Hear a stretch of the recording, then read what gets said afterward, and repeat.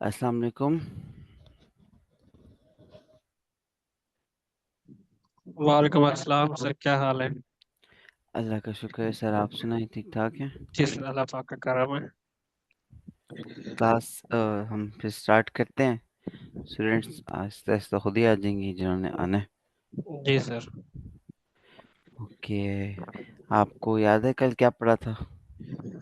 जी sir, लेकिन दरमियान में मेरा कनेक्शन लूज हो गया था, जिसकी वजह से मेरा लेक्चर रह गया था। Right right. तो डबल्स पढ़ रहे थे हम लोग। मैं थोड़ा सा रिवाइज कर देता हूँ। कल हम लोग बेसिकली पढ़ रहे थे, डिक्शनरीज को पढ़ रहे थे। उसका जी सर। आइडिया उसका आइडिया है आपको? डिक्शनरीज क्या होती हैं? सर डबल्स तक आइडिया है मुझे। राइट। ठीक हो गया। चलिए, इसका डिटेल्ड आइडिया लेने के लिए तो आप लास्ट लेक्चर देख सकते हैं कि उसमें क्या था। बाकी मैं हल्का सा आइडिया आपको दे देता हूँ डिक्शनरीज का। हम उसको देख लेते हैं।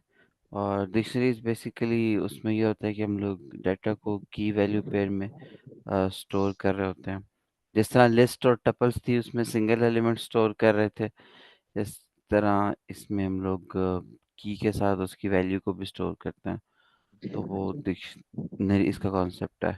पूरा का पूरा कवर्ड है कल वाले लेक्चर में। तो जी डिटेल जी में सर, आपको। मैं साथ साथ देख रहा हूँ। मैं ना हम्म। साथ साथ अपडेट कर रहा हूँ, लिंक्डइन पे भी अपडेट कर रहा हूँ, गिटहब पे भी कर रहा हूँ।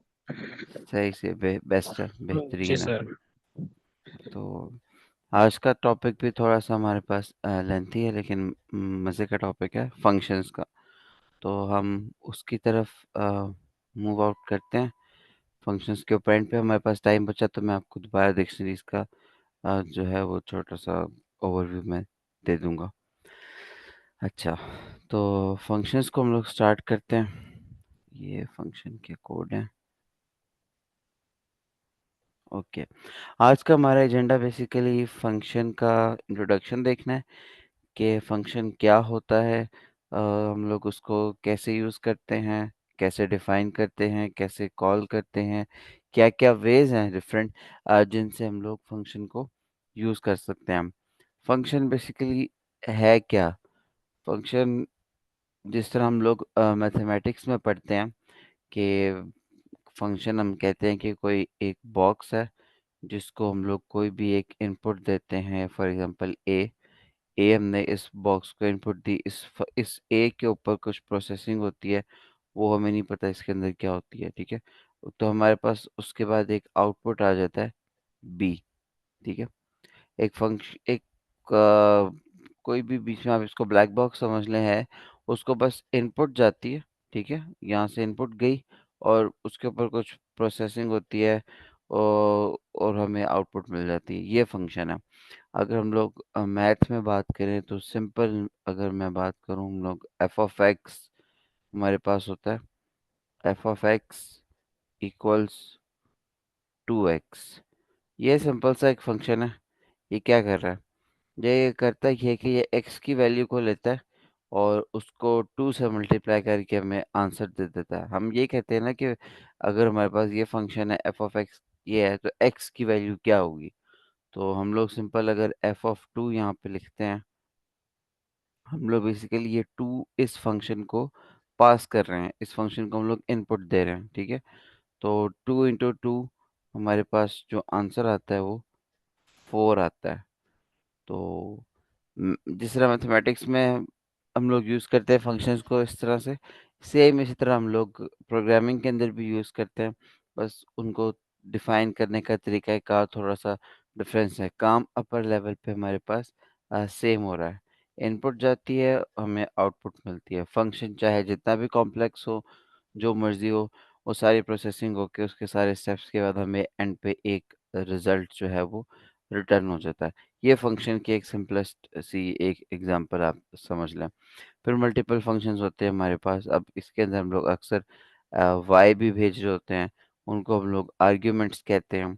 तो ये फंक्शन को बेसिकली डिफाइन यहाँ पे हुआ है, ये कह लें कि इसकी डेफिनेशन है यहाँ पे कि एफ ऑफ एक्स है हमारे पास। तो ये एक्स और वाई इसके पैरामीटर्स हैं या आर्ग्यूमेंट्स हैं, हम कुछ भी इसको कह देते हैं। और ये हमारे पास उसकी वर्किंग है। Got it. और रिटर्न हमारे पास क्या हो रहा है? 4 हो रहा है। तो सेम इसी तरीके से पाइथन में हमारे पास कुछ फंक्शंस होते हैं। पाइथन में जो फंक्शन होता है या प्रोग्रामिंग में कुछ भी नहीं होता है सिवाय एक ब्लॉक ऑफ कोड के। हमारे पास एक ब्लॉक ऑफ कोड है, हम उसको कह देते हैं कि ये फंक्शन है, और इस ब्लॉक ऑफ कोड को सिर्फ और सिर्फ तभी एग्जीक्यूट किया जाएगा, ये फंक्शन तभी रन होगा जब इसको कोई कॉल करेगा। यही लाइन इधर लिखी हुई है कि function is a block of code which only runs when it is called. बस आपने इतना बात याद रखनी है कि कुछ ब्लॉक ऑफ कोड है, उसको अगर ट्रिगर किया जाए देन वो ओनली वर्क करता है, और उसको हम जो भी इनपुट पास करते हैं उसके बदले में हमें वो आउटपुट रिटर्न करता है। ठीक है, और फंक्शन की आइडेंटिफिकेशन के लिए हम उसको कोई भी नाम दे देते हैं जिससे हम उसको कॉल कर सकें। अब मैं एक सिंपल सा प्रोग्राम यहाँ पे लिखता हूँ जिसमें कोई फंक्शन इन्वॉल्व नहीं है। इस प्रोग्राम का काम ये है कि हमसे कोई भी नंबर इनपुट में ले और हमें उस नंबर का स्क्वायर जो है वो रिटर्न कर दे। यहाँ पे x इक्वल्स टू 5 लिखा हुआ है, यहाँ पे एक वेरिएबल को डिफाइन किया हुआ है बस, और उसको प्रिंट करवाया हुआ है। इसको हम आगे चल के देखेंगे कि ये ऐसा क्यों हमने यहाँ पे लिखा है। अभी के लिए आप ये देखें कि एक a हमारे पास वेरिएबल हमने बनाया, उसके अंदर हम लोगों ने एक इंटीजर में इनपुट लिया। ये हमने बिल्कुल शुरू में देखा था कि हम लोग इनपुट कैसे लेते हैं, और फिर उसको हम लोगों ने अगर इंटीजर में कन्वर्ट करना हो तो ये इंट का फंक्शन हमारे पास होता है, उसको हम लोग पास करते हैं। होप सो इस लाइन में आपको कोई भी इशू नहीं होगा कि हमने यहाँ पे क्या किया हुआ है। हमने सिंपली एक इंट का वो लिखा है, क्या फंक्शन, उसको हमने इनपुट पास कर दिए जो भी हमने यूज़र से लिए। यूज़र को ट्रिगर करना हो इनपुट लेने के लिए तो हम ये इनपुट का फंक्शन यूज़ करते हैं। ठीक है, और उसके बाद हमने क्या किया, हमने जो भी हमें यूज़र से इनपुट मिली है हमने उसको बी के अंदर स्टोर किया आफ्टर स्क्वेयरिंग इट। हमने उस ए का स्क्वायर लिया। स्क्वायर लेने के लिए आप या तो मैथ का फंक्शन यूज़ कर सकते हैं इंपोर्ट करके।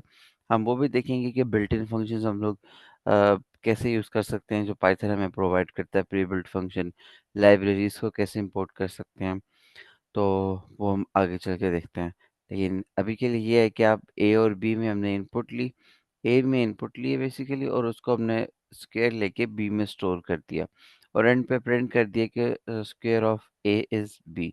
इसको हम रन भी करते हैं तो ये हमसे पहले ये लाइन एग्जीक्यूट हुई है, फिर ये। अब वो हमसे इनपुट मांग रहा है, हम इसको 5 देते हैं। ठीक है, 5 हमने दिया, एंटर किया, तो हमारे पास आउटपुट आ गई, स्क्वायर ऑफ 5 इज 25। ठीक है, लेकिन अब क्या हो कि हमें ये काम बार बार रिपीटेडली करवाना है, तो क्या होगा कि हमें अगर, क्योंकि पाइथन जो है वो इंटरप्रेटिंग लैंग्वेज है, तो ये लाइन बाय लाइन एग्जीक्यूट होती है। तो अगर हम लोग प्रोग्राम को ऊपर से लेके नीचे तक लाइन बाय लाइन चलाएंगे, शुरू में हमें एक दफ़ा स्क्वेयर चाहिए, हमने वहाँ पे ले लिया। सेकंड टाइम हमें किसी भी प्रोग्राम के पॉइंट पे हमें दोबारा एक नंबर है उसका स्क्वेयर चाहिए, तो हम दोबारा से ये 3 लाइन्स लिखेंगे। ठीक है, तो ये दोबारा लिखने से क्या हो रहा है, हमारे पास जो कोड है वो रिडंडेंट हो रहा है। ये 3 लाइन्स हम यहाँ भी लिख रहे हैं, 3 लाइन्स हम दोबारा भी लिखेंगे अपने प्रोग्राम में किसी पॉइंट पे। तो ऐसा हम लोग नहीं करते। इस चीज़ से बचने के लिए हम लोग एक फंक्शन डिफाइन कर देते हैं कि उस फंक्शन को जब भी कोई भी इनपुट जाएगी, हमें वो उसके बदले में एक आउटपुट रिटर्न कर देगा। तो ये सिंपल सा कॉन्सेप्ट है फंक्शन का।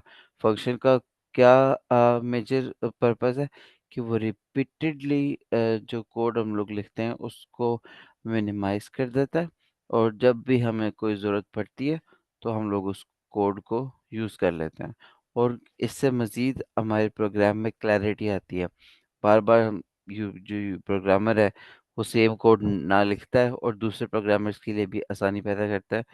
वो इस तरह से कि देखने वाला भी परेशान नहीं होता कि भाई ये कोड क्या लिखा हुआ है, बार-बार सेम लाइन उसने लिखी हुई हैं। तो ये एक सिंपल सा कॉन्सेप्ट है फंक्शंस का। ठीक है, अब इनको कैसे डिफाइन करते हैं, अभी तो यहाँ पे मैंने फंक्शन यूज़ नहीं किया। मैंने सिंपल आपको एक कोड लिख के दिखाया है जो कि एक नंबर इनपुट लेता है और उसके आउटपुट में उसका स्केल रिटर्न करता है। अब फंक्शन को डिफाइन किस तरह से करना है, उसका सिंटैक्स क्या है।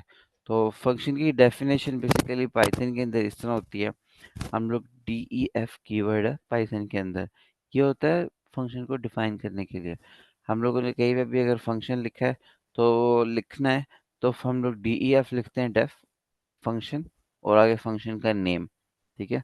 और आगे हमारे पास ये पैरेंथेसिस होते हैं, और उसके बाद उसके अंदर कुछ आर्ग्यूमेंट्स होते हैं, और यहाँ पे हमने जो भी उस कोड से काम करवाना है वो हम लोग यहाँ पे लिख देते हैं। तो सिंटैक्स इसका बहुत सिंपल सा है, टू लाइनर सिंटैक्स है एक फंक्शन को डिफाइन, बल्कि वन लाइनर सिंटैक्स है एक फंक्शन को डिफाइन करने का। फंक्शन का सिर्फ नेम लिखते हैं। अगर मैं बाकी लैंग्वेजेस की बात करूँ, C++, उसमें थोड़ा सा ये होता है कि हम लोग फंक्शन के अंदर ना थोड़ा ये भी बताते हैं कि ये क्या कौन से टाइप का फंक्शन होगा, आया ये कुछ रिटर्न करेगा या नहीं करेगा, वॉइड फंक्शन है क्या है।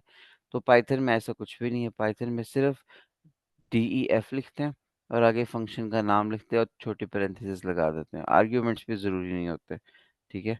तो ये बस उसका बेसिक सिंटैक्स है एक फंक्शन को लिखने का, और जो भी हमने उस फंक्शन से काम करवाना है वो हम लोग कोड इस फंक्शन के अंदर यहाँ पे लिखते हैं।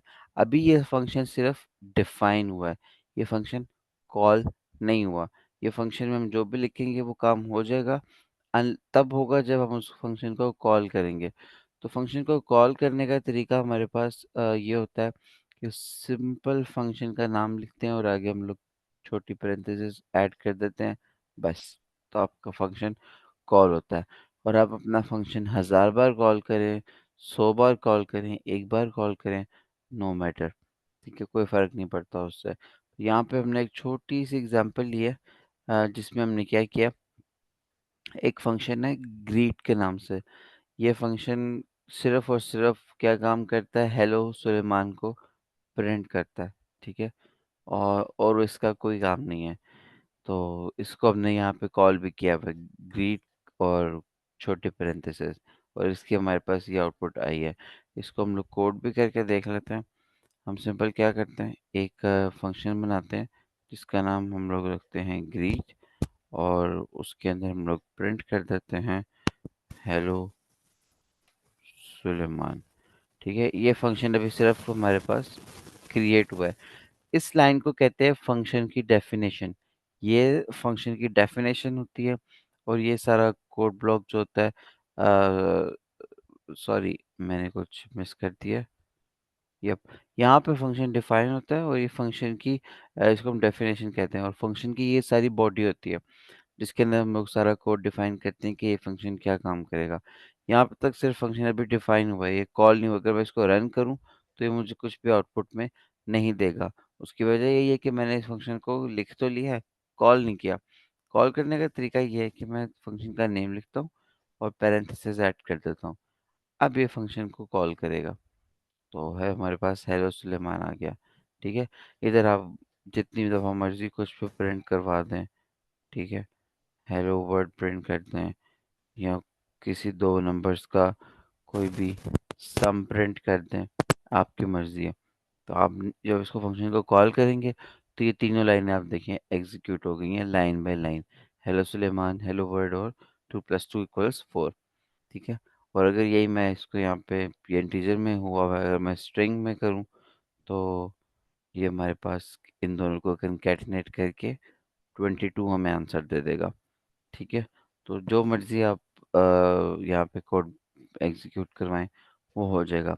अभी तक हमने देखा है कि फंक्शन को किस तरह से डिफाइन करते हैं और फंक्शन को किस तरह से कॉल करते हैं। थोड़ा सा मज़ीद आगे चलते हैं। अब जो कोड हमने ऊपर लिखा था ना बगैर फंक्शन के, सिंपल प्रोग्राम, जिसमें इनपुट दिया था नंबर और उसका स्क्वायर प्रिंट करवाया था, हम ना अब उसको एक फंक्शन के अंदर रैप करते हैं। हमने कोई भी एक फंक्शन लिया, जिसका हमने नाम दिया, इसकी ना इंडेंटेशन का ख़ास ख्याल रखना पड़ता है आपको।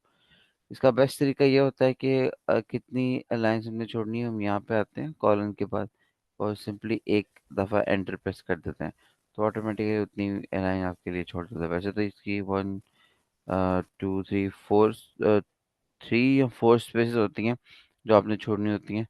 तो ये है, ये फंक्शन क्या कर रहा है, हमारे पास एक नंबर को इनपुट लेगा, उसको स्केल लेगा और सिंपल उसको प्रिंट कर देगा, ठीक है।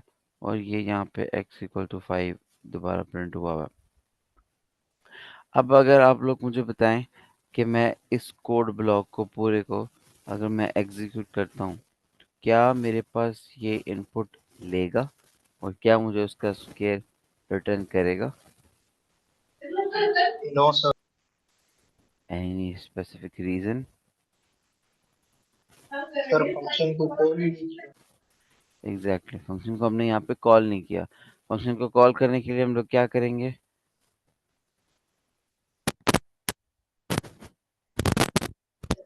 Sir simple F1 break. बिल्कुल। अब अगर हम फंक्शन के कॉल किए बगैर हम लोग यहाँ पे करते तो हमारे पास क्या होना था, बल्कि वो करके देखते हैं एक मिनट। हमारे पास क्या होना था, सिर्फ और सिर्फ आ, ये सारा कोड ब्लॉक एग्जीक्यूट हो जाना था। एक मिनट, ये रीस्टार्ट हो रहा है। Disconnected, wait a second.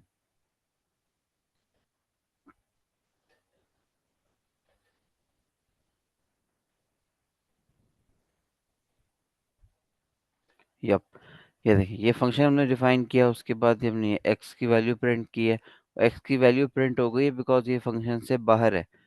कोई फर्क नहीं पड़ा उसको, वो फंक्शन के अंदर नहीं था, बिकॉज फंक्शन के अंदर सिर्फ वही चीजें हैं जो इस इंडेंटेशन के अंदर तक आ रही हैं। और ये लाइन आपको नजर आ रही होगी, इस बात का ये मतलब है कि जो जो इस लाइन के अंदर है वो इस फंक्शन का पार्ट है।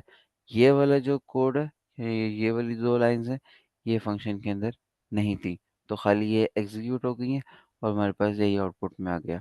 ठीक है। लेकिन अब फंक्शन को हम, जैसे आपके आपने बताया कि हम फंक्शन को कॉल करते हैं, तो फिर ये हमारे पास इनपुट भी लेगा और सारा कुछ करेगा। अब मैंने 32 का स्केल लिया है, तो वो 1024 है। उसने पहले ही हमारे पास x इक्वल टू 5 प्रिंट किया, उसके बाद इस फंक्शन को कॉल किया और लाइन बाय लाइन उसका कोड एग्जीक्यूट किया। अभी तक हमने सिर्फ यही किया कि जो हमने फंक्शन यहाँ पे बगैर इनपुट के, बगैर जो कोड हमने बगैर फंक्शन के लिखा था, उसको एक फंक्शन के अंदर हमने पैक कर दिया। ठीक है। अब किसी भी टाइम पे, किसी भी प्रोग्राम में हमें अगर किसी नंबर का स्क्वायर लेना है, तो हम बार बार ये तीनों लाइंस नहीं लिखेंगे। हम सिंपल F1 को कॉल कर देंगे, तो हमारे पास जो भी यूज़र इनपुट देगा उस टाइम पे उस नंबर का स्क्वायर हमारे पास आ जाएगा। ठीक है। तो ये हमारे पास इसका बेसिक पर्पस है एक फंक्शन को यूज़ करने का। ओके, हम आगे मूव करते हैं। अच्छा, आगे क्या है, फंक्शन की ये डेफिनेशन होती है, ये मैंने आपको बता दिया है। उसके बाद यहाँ पे हमने दो इनपुट ली हुई हैं, उसको फिर अगेन स्क्वायर प्रिंट किया हुआ है।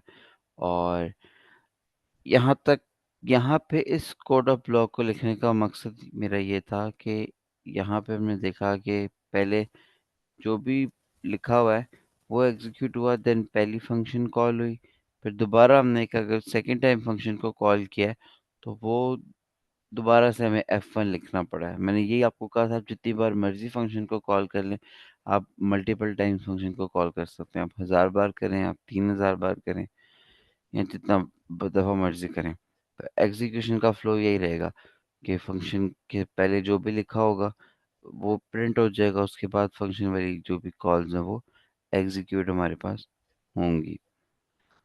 ठीक है। इसके बाद हम लोग आते हैं, अब फंक्शन को ना डिफाइन करने के चार वेज हैं। ठीक है। डिफाइन किस तरह होता है, कॉल किस तरह होती है, वो हमने देख लिया है। अब फंक्शन के ना कुछ वेज हैं, या आप कह रहे हैं उसकी टाइप्स हैं, जिस तरीके से हम लोग फंक्शंस को डिफाइन करते हैं। तो कुछ फंक्शंस होते हैं जो कि अपने अंदर इंफॉर्मेशन लेते हैं और उसके ऊपर कुछ प्रोसेसिंग करते हैं और हमें कुछ भी रिटर्न नहीं करते। उस फंक्शन के अंदर ही वो काम हो जाता है और हमें कुछ भी आउटपुट में नहीं मिलता। ठीक है, कुछ भी फंक्शन रिटर्न नहीं करता। और कुछ फंक्शन इस तरह के होते हैं जो कुछ ना कुछ इंफॉर्मेशन लेते हैं और कुछ भी रिटर्न नहीं करते।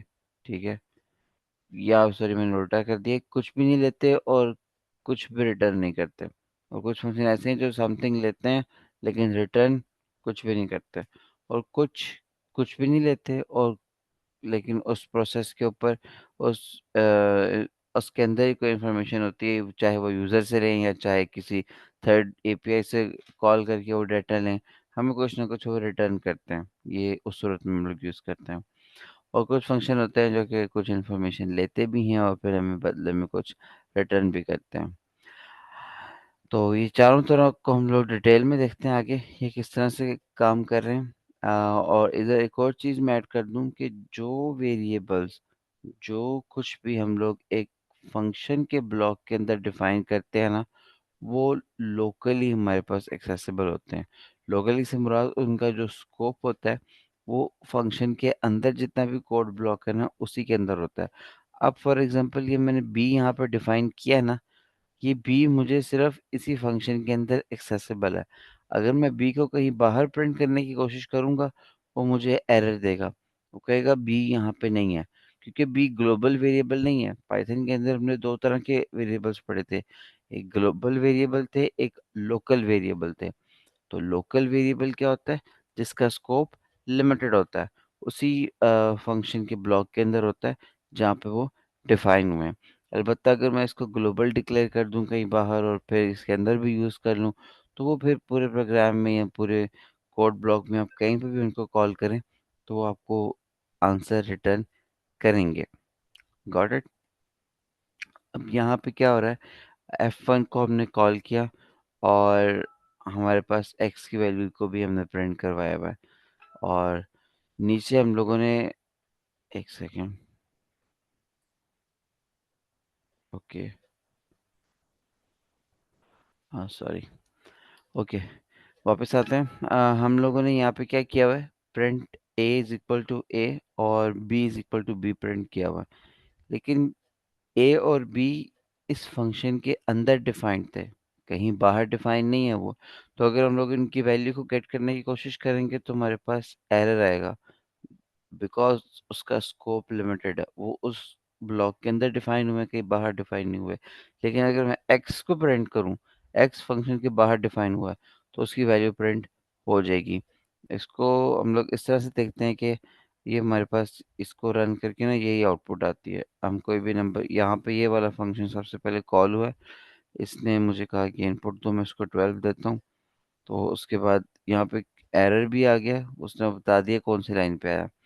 सबसे पहले क्या हुआ, ये लाइन एग्जीक्यूट हुई है F1, इसने हमसे इनपुट ली 12 और इसने उसकी आउटपुट को प्रिंट कर दिया 144।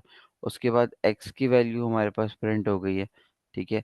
उसके बाद जब यहाँ पे x की वैल्यू प्रिंट हो गई है, उसके बाद जब उसने a और b को प्रिंट किया तो हम उसने एरर थ्रो कर दिया कि name a is not defined. उसकी वजह बस यही है कि वो a जो है वो फंक्शन के अंदर डिफाइन हुआ है, ना कि फंक्शन के बाहर।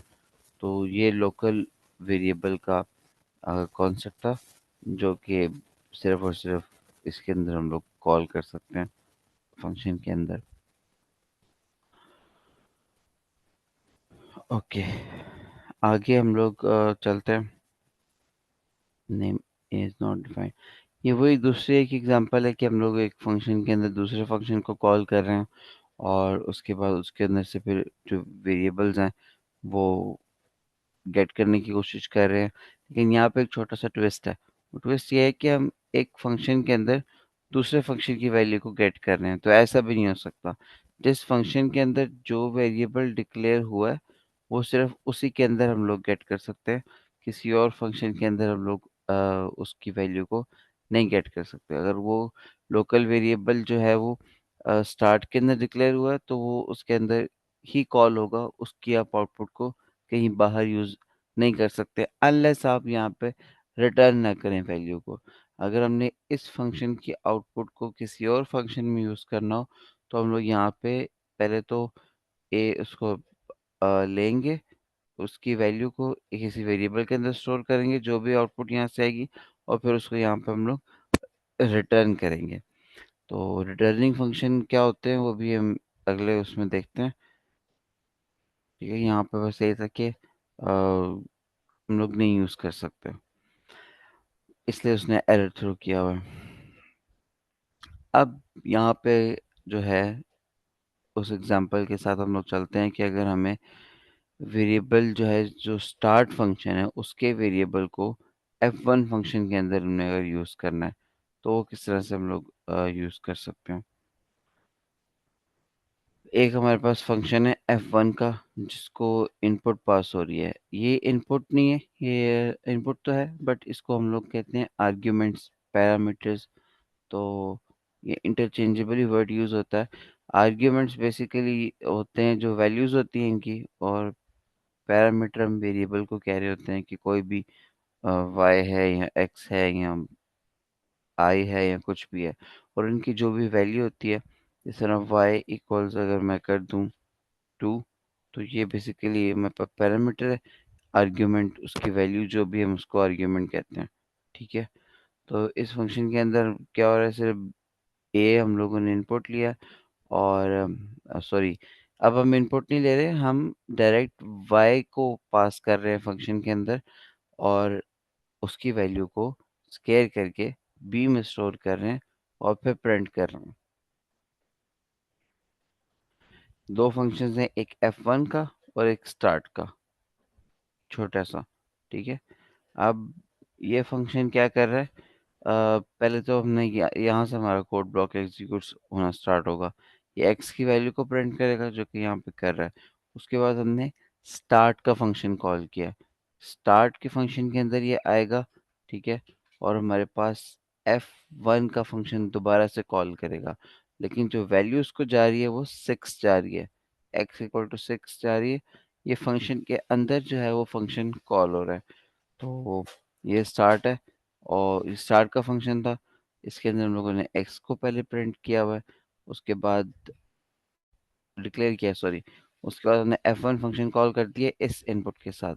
ये 6 है, और ये इसको चला गया F1 को, और जब F1 कॉल हुआ है तो उसने यहाँ पे हमारे पास y के अंदर इनपुट लिए। अच्छा, इससे भी मसला नहीं है, आप फंक्शन को कुछ भी पास करें और डेफिनेशन में कोई भी वेरिएबल हो, बिकॉज ये तो वेरिएबल्स हैं, इसके अंदर तो डाटा नहीं आना है।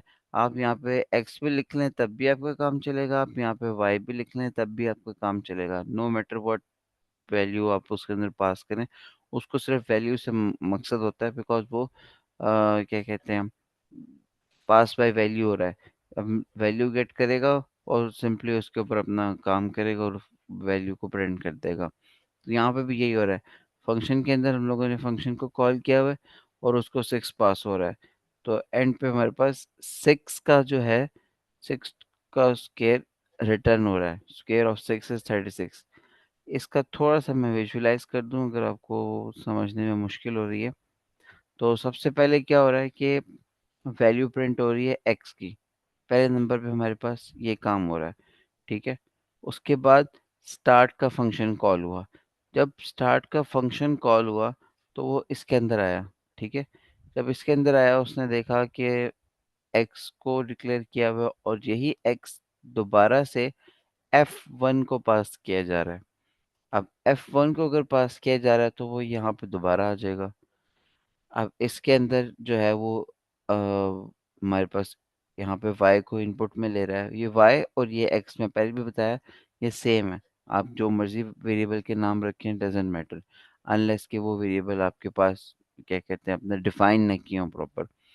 तो यहाँ पे हमारे पास 6 था, ये 6 जब इसको पास हुआ तो उसने उसका सिर्फ स्केयर लेके उसको, स्केयर ऑफ 6 इज 36, हमारे पास वैल्यू को रिटर्न कर दिया। ठीक है, यहाँ तक क्लियर है?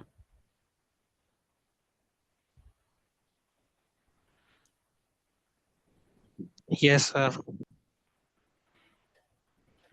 ओके,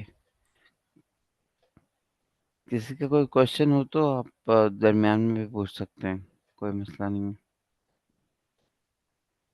सर मेरा क्वेश्चन था, सर जैसे प्रिंट का काम होता है प्रिंट करवाना, तो सर इसके अंदर ये प्रिंट वर्क क्यों नहीं करता? ये जब तक हम फंक्शन कॉल नहीं करते उसके बाद ये काम करता है। बेसिकली बाज जितने भी पहले हमने किए हैं उसमें प्रिंट तो हम एंड पे करते हैं, वो प्रिंट कर देता है जो भी हम उसे कहते हैं। इसके अंदर फंक्शन कॉल करेगा उसके बाद ये प्रिंट करना शुरू करता है। सर प्रिंट स्टेटमेंट जो है, मैंने आपको पहले भी बताया था, जो काम भी इस फंक्शन के अंदर लिखा हुआ है वो जब तक फंक्शन कॉल नहीं होगा वो तब तक वो वाली लाइन एग्जीक्यूट ही नहीं करेगा, वो उस लाइन पर आएगा ही नहीं, इसलिए वो प्रिंट नहीं करता। अगर अगर आप ये देखें तो बेसिकली अगर मैं खाली इस कोड ब्लॉक की एग्जांपल लूँ ना, तो हम इस तरह से कह सकते हैं, सबसे पहले हमने एक फंक्शन को डिक्लेयर किया, डिफाइन किया हुआ है यहाँ पे, ठीक है। उसके जी बाद सर। उसके बाद ये दूसरा फंक्शन डिफाइन हुआ है। यहाँ तक कोई काम नहीं हुआ अभी तक, बस हमारे प्रोग्राम को ये पता चल गया कि ठीक है इधर दो फंक्शंस डिफाइन है। वो कोई भी यहाँ पे मेरे स्क्रीन पे आउटपुट नहीं देगा, अनलेस जब तक हम लोग फंक्शन को कॉल ना करें। जब कॉल करेंगे तभी वो फंक्शन ट्रिगर होगा और तभी ये प्रिंट वाली स्टेटमेंट को एग्जीक्यूट करेगा। सही। ठीक है सर, समझ आ गई है। आपका पॉइंट आपको क्लियर हुआ है? जी सर, हो या गया है। या कोई और क्वेश्चन था किसी को? नहीं नहीं सर, बस ये था। ठीक है, ये लाइन एग्जीक्यूट ही तब होगी जब ये फंक्शन ट्रिगर होगा, कोई इसको कॉल करेगा। अगर हम पहले प्रिंट करवाना चाह रहे हैं तो मैं इसको बाहर कर देता हूँ, ये ले, मैं इसको बाहर कर देता हूँ और मैं यहाँ पे ना बल्कि कुछ और प्रिंट करता हूँ। ये वेरिएबल्स डिक्लेयर हुए हैं, मैं ना इसको उठा के यहाँ पे प्रिंट कर देता हूँ और यहाँ पे मैं कुछ भी प्रिंट कर देता हूँ, before function call, before function call. अब जो है वो प्रोग्राम हमारे पास इस तरह से लिखा हुआ है, कोड ब्लॉक। पहले ये एक फंक्शन डिफाइन हुआ, मेमोरी के अंदर चला गया, मेमोरी को पता चल गया कि एक फंक्शन डिफाइन है। उसके बाद ये प्रिंट स्टेटमेंट लिखी हुई है, ये बिफोर फंक्शन कॉल है, ठीक है। उसके बाद ये वाला फंक्शन कॉल हुआ, उसके बाद हम लोगों ने यहाँ पे दोबारा क्या कहते हैं, एक प्रिंट स्टेटमेंट लगा देते हैं जिसको हम कहते हैं after function call, after function call. और एक और यहाँ पे भी लिख देते हैं कि I am inside the function, ठीक है। अब आपको थोड़ा सा क्लियर होगा कि अगर इस कोड ब्लॉक को आप एग्जीक्यूट करेंगे तो सबसे पहले ये वाली लाइन एग्जीक्यूट होगी बिफोर फंक्शन कॉल की। देन हमारे पास जो है वो फंक्शन यहाँ पे कॉल होगा, फंक्शन कॉल को यहाँ पे हम यहाँ पे शिफ्ट कर देते हैं, ठीक है। इसको भी उठा के थोड़ा सा आपको क्लियर मैं कर दूं। ये ये दो फंक्शंस हमारे पास हैं, तो हम लोगों ने यहाँ पे सबसे पहले किया ये है कि पहले हम लोगों ने एक प्रिंट स्टेटमेंट लिख के बिफोर फंक्शन कॉल की, देन हम लोगों ने फंक्शन कॉल किया, देन आफ्टर फंक्शन कॉल। ये इस ऑर्डर में हमारे पास प्रिंट होगा। ये देखिए, अगर आप आउटपुट पहले ये वाली लाइन एग्जीक्यूट हुई है, फिर स्टार्ट का फंक्शन कॉल हुआ है जिसने हमारे पास 6 का स्क्वायर प्रिंट करना था। जब वो 6 का स्क्वायर प्रिंट करने गया है तो उसको फिर ये अगेन ये लाइन मिली है, I am inside the function, इसलिए ये बाद में प्रिंट हुआ है। उसके बाद आफ्टर फंक्शन कॉल। तो ये ऑर्डर मैटर करता है कि आप कब क्या चीज़ डिफाइन करके लिख रहे हैं, और एंड पे हमारे पास ये एक्स की वैल्यू प्रिंट हुई है, ठीक है। होप सो मजीद आपको क्लियर हो गया होगा। जी सर, समझ आ गई, थैंक यू सर। ओके, अब फंक्शंस के ऊपर हम लोगों ने काफ़ी काम कर लिया, हमें ये भी पता चल गया कि फंक्शन डिफाइन कैसे करते हैं, कॉल कैसे करते हैं, और उसकी एक फंक्शन के अंदर दूसरे फंक्शन को भी कैसे कॉल करते हैं, उसके अंदर लोकल वेरिएबल्स क्या होते हैं और ग्लोबल वेरिएबल क्या होते हैं। ग्लोबल वेरिएबल बेसिकली वही होते हैं कि अगर आप फंक्शन से बाहर डिफाइन कर दें और उसको फिर पूरे प्रोग्राम में फंक्शन के अंदर, फंक्शन के बाहर कहीं पे भी कॉल करें तो वो एक्सेसिबल होते हैं। अब हमारे पास कुछ इस तरह से आ रहा है कि हमने फंक्शन के ऊपर कुछ काम करवा के उस फंक्शन से कुछ रिटर्न भी करवाना है, ठीक है। जब फंक्शन से कुछ रिटर्न करवाना है तो उसके लिए हम लोग रिटर्न की statement at the end of function use करते हैं।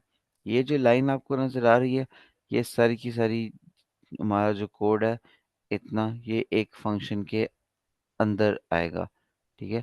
और एंड पे हम लोगों ने रिटर्न किया हुआ है बी को।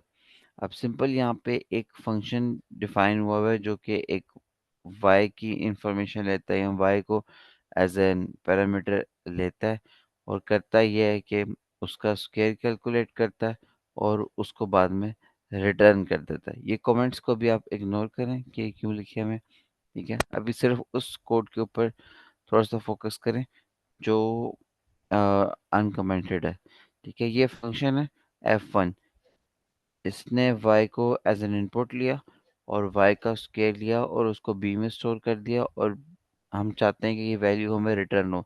इसको हम प्रिंट नहीं कर रहे, हम सिर्फ इस फंक्शन से इस वैल्यू को रिटर्न करवा रहे हैं। तो रिटर्न बी हमने यहाँ पे लिखा हुआ है, ठीक है। तो ये फंक्शन, अब इसको हम कहते हैं वैल्यू रिटर्निंग फंक्शन, कि ये फंक्शन कुछ ना कुछ हमें रिटर्न करेगा। एक और फंक्शन है स्टार्ट का फंक्शन है। पहले ना हम इसको थोड़ा सा विजुलाइज कर लेते हैं, मुझे ये लगता है कि बेहतर से क्लियर हो जाएगा।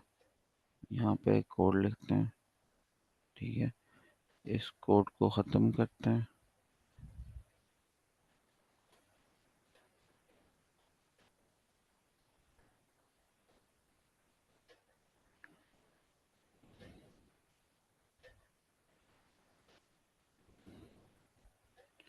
ये देखिए, ये सिंपल सा फंक्शन है हमारे पास f1, ठीक है।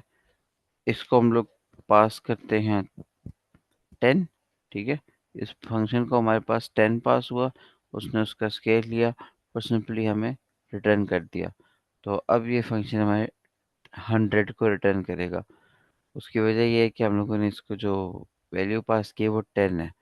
तो अभी किसी वेरिएबल में स्टोर नहीं है। आप चाहें तो ये फंक्शन जो भी वैल्यू रिटर्न कर रहा है, आप उसको किसी वेरिएबल में भी स्टोर कर सकते हैं।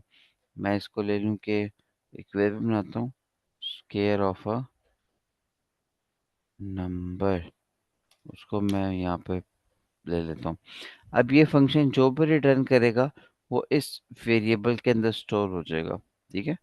उसके बाद हम इसको फिर इस वैल्यू को जहां मर्जी यूज करें, हमें कोई फर्क नहीं पड़ता। ये 100 उसने प्रिंट कर दिया। अभी इस वेरिएबल को प्रिंट करवाया हमने, तो उसने 100 को प्रिंट किया। सिंपली ये सिर्फ रिटर्न स्टेटमेंट अगर आप यूज करें तो उसके ऊपर वो आपको वैल्यू रिटर्न कर देगा।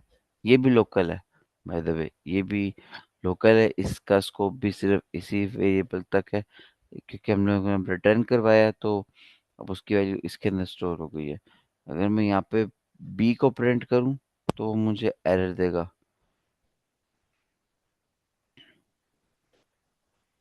क्योंकि बी लोकल नहीं है। बी हमने उस फंक्शन के अंदर डिफाइन किया है। बाहर डिफाइन किया होता तो वो हमें कभी भी एरर ना देता। वो ये कह रहा है name b is not defined.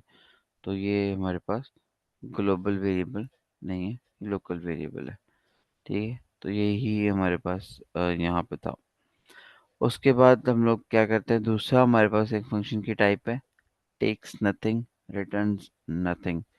Function कुछ ये हम लोग बाय द वे ये पहले हम लोग ये कर चुके हैं ऊपर एग्जांपल में, जो कि हमने की थी, जिसके अंदर उसके लिया था कुछ भी हम पास नहीं कर रहे थे, यूजर से इनपुट ले रहे थे और उसी के अंदर ही हम लोग क्या कहते हैं उस वेरिएबल को प्रिंट कर रहे थे। अब है ये वही एग्जांपल ही, लेकिन यहाँ पे बस दो नंबर्स लेके इनपुट में उन दोनों का सम करके सिंपल प्रिंट किया हुआ है। ना ये फंक्शन रिटर्न कर रहा है, ना ये कुछ इंफॉर्मेशन अपने पास इनपुट में ले रहा है। इसलिए जो इसके पैरेंथेसिस है वो एम्प्टी है, क्योंकि इसने कुछ रिटर्न भी नहीं करना। इसको भी हम लोग रन कर लेते हैं। एंटर टू नंबर्स, एक 30 कर लेते हैं, सेकंड नंबर 20। तो सम इज 50, ठीक है। उसने सी को प्रिंट किया हुआ है। सी के अंदर ए प्लस बी है, और ए के अंदर जो भी इनपुट आई और बी के अंदर जो भी इनपुट आई उन दोनों को प्लस किया और सी के अंदर रिटर्न कर दिया, ठीक है। ये हमारे पास टाइप थी कि कुछ भी नहीं लेते और कुछ भी रिटर्न नहीं करते। अब दूसरी टाइप आती है, बल्कि तीसरी आई गेस। ये टाइप है, ये क्या करती है, ये कुछ ना कुछ इनपुट इंफॉर्मेशन लेती है लेकिन रिटर्न कुछ नहीं करती। एक मिनट।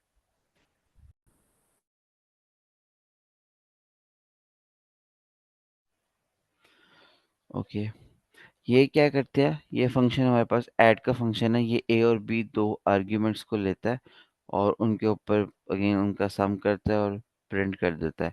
यहाँ पे भी रिटर्न कुछ नहीं हो रहा, सिंपल एक प्रिंट स्टेटमेंट है जो कि वैल्यू को प्रिंट कर रही है। ठीक है, तो अब सी को हम कहीं पे बाहर यूज़ नहीं कर सकते फंक्शन के अंदर, किसी भी जगह पे अपने प्रोग्राम में सी को यूज़ नहीं कर सकते, बिकॉज हमने उसको रिटर्न ही नहीं किया। रिटर्न किया होता तो कहीं यूज़ करते। तो अब ये ऐड का फंक्शन हमने कॉल किया। पहले हम सिर्फ एक आर्ग्यूमेंट पास कर रहे थे, एक्स का, वाई का, ए का या बी का, कुछ एक है। तो हम यहाँ पे मल्टीपल आर्ग्यूमेंट्स पास कर सकते हैं। आप जितने मर्जी यहाँ पे पास कर लें, उससे कोई फर्क नहीं पड़ता। ठीक है, तो ये हमने यहाँ पे दो को पास किया, ए और बी को, और सिंपली उसने आ, उसका सम करके हमें जो हमारे पास सम है वो प्रिंट कर दिया। ठीक है, और जब हमने फंक्शन को कॉल किया तो हमने यहाँ पे 10 और 30 को पास कर दिया है। तो हम यहाँ पे ये भी कर सकते थे कि हम खुद से यहाँ पे ए को भी डिक्लेयर करते और बी को भी डिक्लेयर करते, और इसको हम लोग सिंपल ए और बी पास कर देते। इसने तब भी आपको आंसर दे देना था। ठीक है, क्योंकि उसको तो वैल्यूज चाहिए। और एक और अगर मैं आपको बात पहले भी जो मैंने बताई थी कि अगर मैं यहाँ पे ए और बी पास हो रहा है, ठीक है, और यहाँ पे वो ए और बी इनपुट ले रहा है, इनको हम लोग कहते हैं पोजिशनल आर्ग्यूमेंट्स। ये हमारे पास आर्ग्यूमेंट्स हैं, ये जिस ऑर्डर में पास किए गए हैं, जिस ऑर्डर में सॉरी डिफाइन किए गए हैं, आपको उसी ऑर्डर में इनको पास भी करना है। ये यहाँ पे मैटर करता है। जिस ऑर्डर में वेरिएबल डिक्लेयर हुए हैं इसके अंदर, उसी ऑर्डर के अंदर आपने इसको पास भी करना है। लेकिन मैं यहाँ पे अगर क्या करूँ, मैंने पहले भी आपको बताया था कि जस्ट वेरिएबल की ये नाम है, इनको मैं कुछ भी यहाँ ये ए और बी अगर डिक्लेयर्ड है ना यहाँ पे डेफिनेशन के अंदर फंक्शन की, तो जब हम इसको कॉल कर रहे हैं, मैं यहाँ पे एक्स और वाई भी पास करूँ ना, एक्स और वाई, वो तब भी काम चलेगा। मैं ए को एक्स कर देता हूँ और बी को वाई कर देता हूँ, और मैं कॉल भी इनको कर रहा हूँ, इसके अंदर वैल्यू भेज रहा हूँ, कि तब भी काम चलाएगा, एरर नहीं आएगा। उसकी वजह यही है कि यहाँ पे सिर्फ ये नाम है, और इसको जो मर्जी आप नाम दे के पास कर लें तो वो आपको प्रिंट करके दे देगा। बस ऑर्डर मैटर करता है इसका कि आपने क्या दिया है, वरना फिर एरर आता है। ठीक है, देन हम आगे चलते हैं थोड़ा सा तीसरे टाइप के ऊपर। ये फंक्शन कुछ भी नहीं लेते, takes nothing but return something. ये वही है जो यूज़र से इनपुट ले लिया उसने, और उसके ऊपर ही कुछ प्रोसेसिंग की, और उसके बाद रिटर्न कर दिया, प्रिंट नहीं किया अंदर फंक्शन के, बल्कि रिटर्न कर दिया। अब यहाँ पे जो मैंने कहा था ना, हम सी को कहीं बाहर यूज़ नहीं कर सकते, लेकिन अगर हमने यूज़ करना है तो हम उसको फिर फंक्शन के एंड पे रिटर्न करेंगे। जब रिटर्न करते हैं ऑब्वियसली, फिर जब हम जहाँ पे हम कॉल कर रहे होते हैं, हम इससे एक्सपेक्ट कर रहे होते हैं कि हम ये ऐड के फंक्शन को कॉल कर रहे हैं, तो ये कुछ ना कुछ रिटर्न करेगा। तो जो वो वैल्यू रिटर्न कर रहा है उसको कहीं ना कहीं स्टोर भी तो करना है। तो इसलिए हम लोग जब फंक्शन को कॉल करते हैं, उसके पीछे एक वेरिएबल को डिक्लेयर करते हैं, ताकि जो भी वैल्यू ये फंक्शन हमारे पास रिटर्न करे वो इस वेरिएबल के अंदर स्टोर्ड हो, और एंड पे हमने ये वेरिएबल को ही प्रिंट किया हुआ है। इसको मैं रन भी कर लेता हूँ, दो नंबर्स हम लोग देते हैं और हमारे पास ये आंसर आ जाता है 24। ये 24 अब प्रिंट स्टेटमेंट के थ्रू नहीं हो रहा, बल्कि फंक्शन कॉल हुआ है, उस फंक्शन ने कुछ ना कुछ रिटर्न किया है, और उसके बाद उसका जो सम है उसको प्रिंट किया है।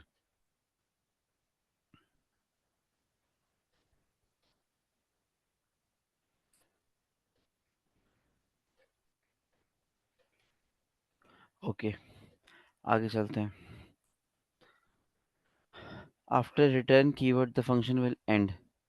यस, जब रिटर्न हो जाता है फंक्शन तो मज़ीद कुछ भी इसके ऊपर वर्किंग नहीं होती, कोई फर्दर स्टेटमेंट इस फंक्शन से रिलेटेड एग्जीक्यूट नहीं होती। अलबत्ता जो नेक्स्ट काम होता है वो होता है, आपका प्रोग्राम ख़त्म हो जाता है।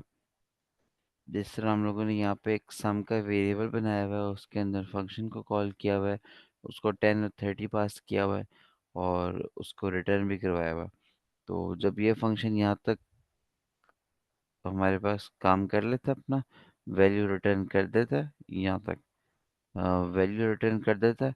उसके बाद कोई हमारे पास काम नहीं होगा, सिंपली मैंने यहाँ पे प्रिंट स्टेटमेंट लगा के बस उसको सम को प्रिंट करवाया हुआ। ठीक है, तो होप सो आपको ये चारों टाइप्स क्लियर हो गई हों कि फंक्शन की क्या क्या हैं। कि असल में सिर्फ दो चीज़ें, रिटर्न है और इनपुट है, और कुछ भी नहीं है।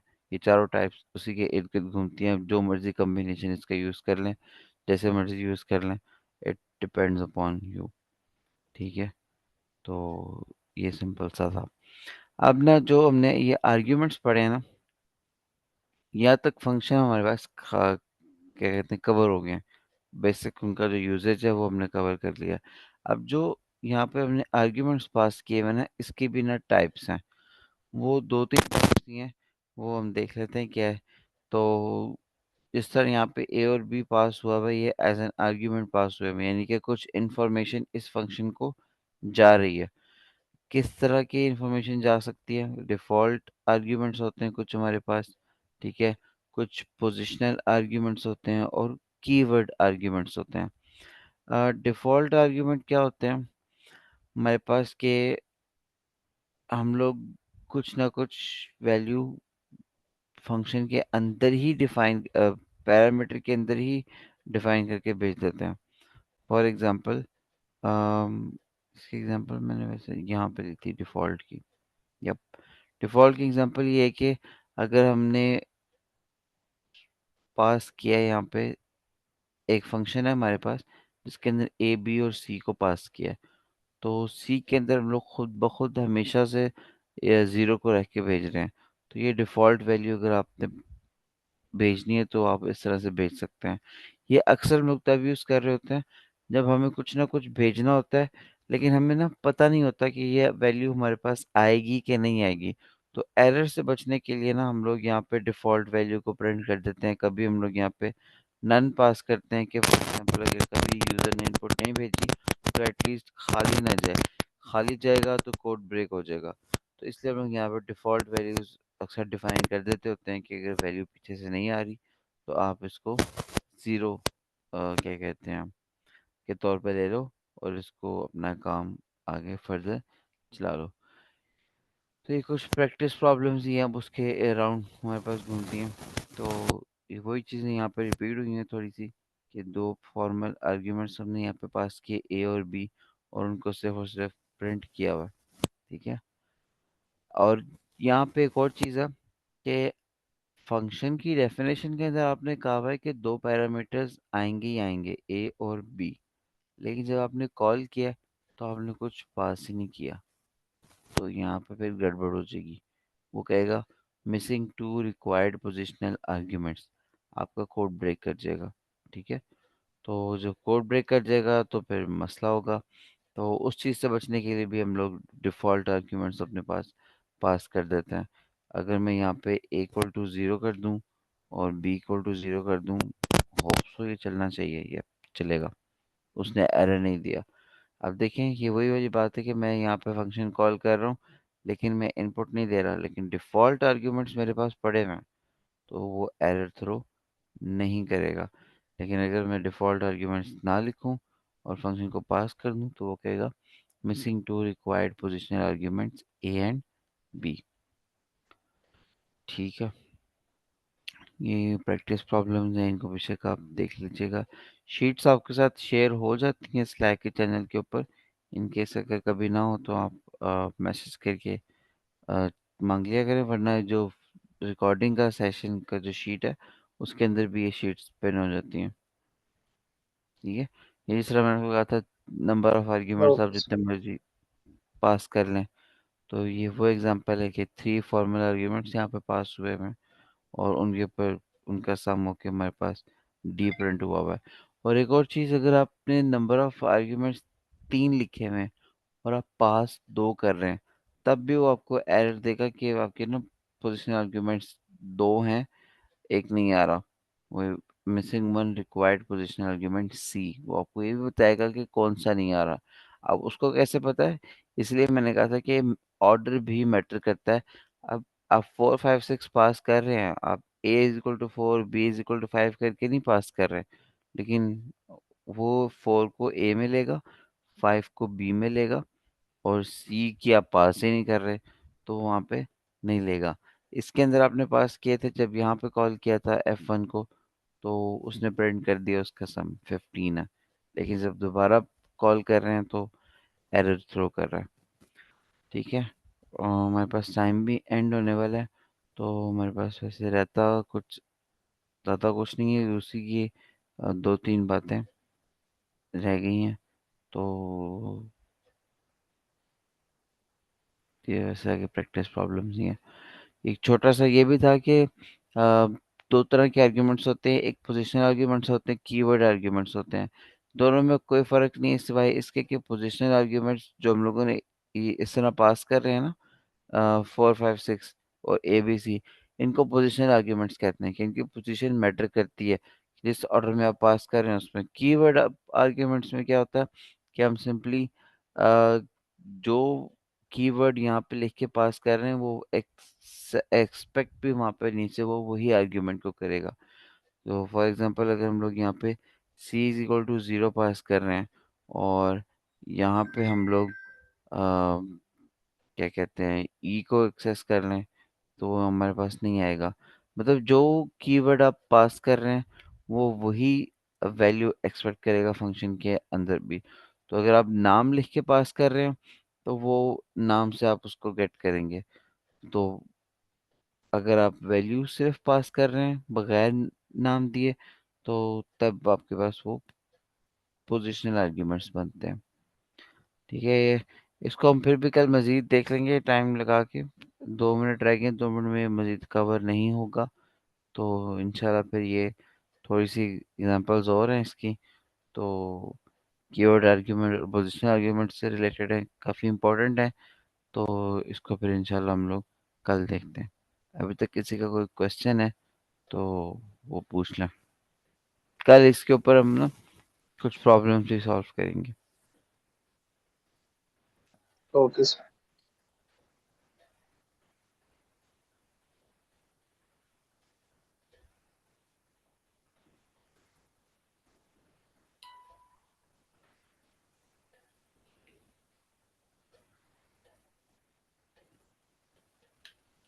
अगर किसी का क्वेश्चन नहीं है तो फिर हम मीटिंग को एंड करते हैं।